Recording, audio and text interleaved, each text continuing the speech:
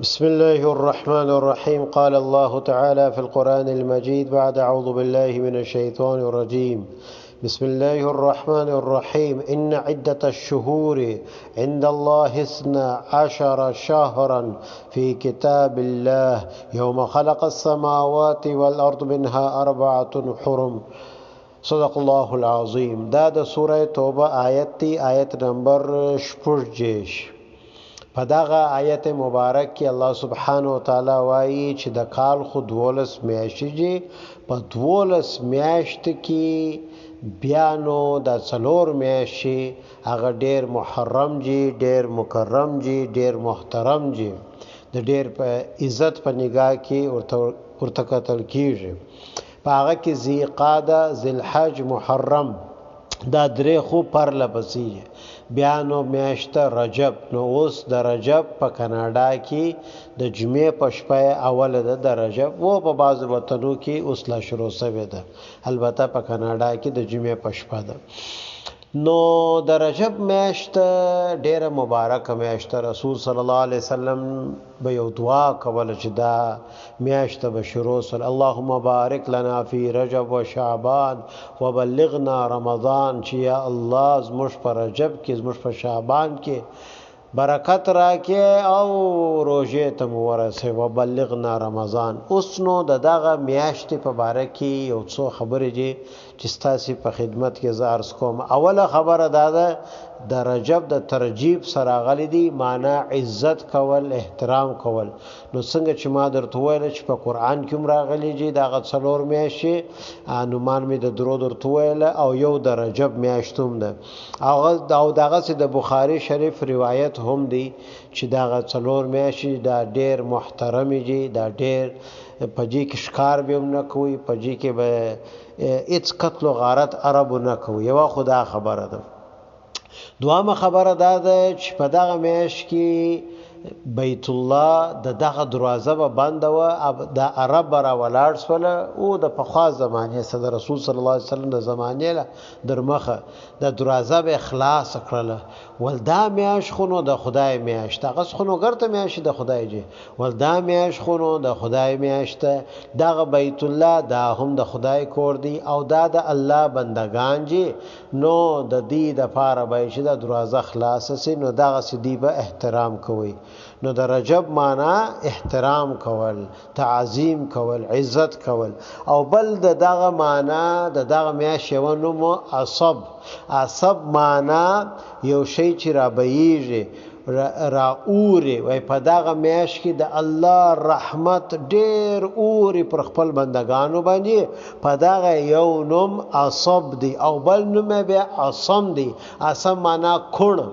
وای چې دا میاش چیرې سي الله تعالی تقریبا 3 ورځې بعد دغه میاش څخه پښتنه وکي چې زما بندگانو په دغه میاش کې چی عملونه وکړله، دغه میاش څخه پښتنه کوي. ادا جواب نور کوي الله بیا پښتنه کوي. اخر ته دا ورته وایي مشته حکم دا سوی دی ستاده طرف سے یا الله چې پرده پوشی کوا د یو چا پر ګناو باندې پرده اچوا. نو ستا نبی رسول الله صلی الله علیه وسلم زمانم عصم معنا کون. نو ما خو هیڅ د دې ګنا نه ملیدلې ده نه می اورېدلې ده، بس ما د دې شوالي ولیدي.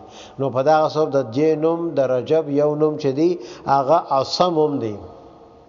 بل خبر به دا په عرب کې ودیره ولاړ سول ایوانان به علالول، خیراتونه به کول. ان رسول صلی الله علیه وسلم ورته پر رجب کې علایده ایوان علالول، او د رجب د میاشت د تعظیم په خاطر دا هیڅ نجراغلی دا به دی منع کړله. او دغه سي د روزو په اړه کې ډیر سوال کیږي چې په دغه میاشت کې د روزه، نو دغه میاش کې خصوصا روزه نه راغلي. دا ټول علما د جې په اړه کې لیکلي دي، حتی کې بعض خلکو به د پخواس د عادت سره و چې رجب به شروع سو بس علیده روزه به نیولې. حضرت عمر رضی الله عنه برا ولاړ سو په زور به د روزه اور ما تکړه ولته یو نوې بدعت شروع کړه. و روزه د جمعې د شپې د دوشنبه او سوارلس پنځل جرلس ورلس پنځلس دا روزه خو په سنت چې هغه وخت هر میاش کې نیول کیږي مګر علایده په دا میاشت کې علایده روزه نیول دا نه راغلی انو ما درته چې حضرت عمر رضی الله عنه علایده به روزه په ما تکړه چې دا بدعت شروع نه کې بل خبره ده په دغه میاش کې اول او تا چې د جمیش پر راسي په دغه کې خلک یو لمونځ کې صلات الرغائب ورتوي وای دا بيخي غټ لمونځ دی په دې کې بخښنه کیږي نو علامه شامی رحمت الله علیه دا بالکل یو بدعت کار دی په اسلام کې د صحابه او د فقها سره د اچا سره د عمل ثابت نه دی د ځان مکوي وای د منع کوي وای دا مکوي دا غس یو بل خلقم دا چم کې د جمعې په ورځ یو ښه خوږې ډوډۍ جوړې کې ډوډۍ په خا کې دا وچه ډوډۍ هغه خوږه په خا کې او هغه نو پر براغه باندې یو سروي شواري سوره ملک وایي سوره ملک تبارک الذی او بیا ورته وای دا تبارک دی دا شپې ته وای تبارک انو بیا وای دا د مړو د خاصه د دې د خاصه موږ یو خیرات ور بخښو صدقه ور بخښو نو د جې حقیقت هم نه دی راغلی و خیرات راغلی صدقه راغلی دی د مړو د پاره مگر په دا طریقه نه دی راغلی دا هم بدعت دی وای د جې سړي سړی ځان ساتي بل خبره ده چې دا هغه میاشت و چې ډیر تاریخي شیان پېښ پیړ سره درګور تو غټ لوی تاریخي شی هغه دا اوسو چې 15 وخت المنص پرس پر رجب کې سو او هغه تاریخ دی چې پر 28 رجب رسول الله صلی الله علیه وسلم چې معراج ته ولاړی نو هغه د معراج سفر اوسو په هغه کې د 15 وخت المنظم پرس هغه به ان شاء الله په تفصیل باندې د معراج سفر بیان کو په دا غنیت چې د رسول صلی الله علیه وسلم عشق او محبت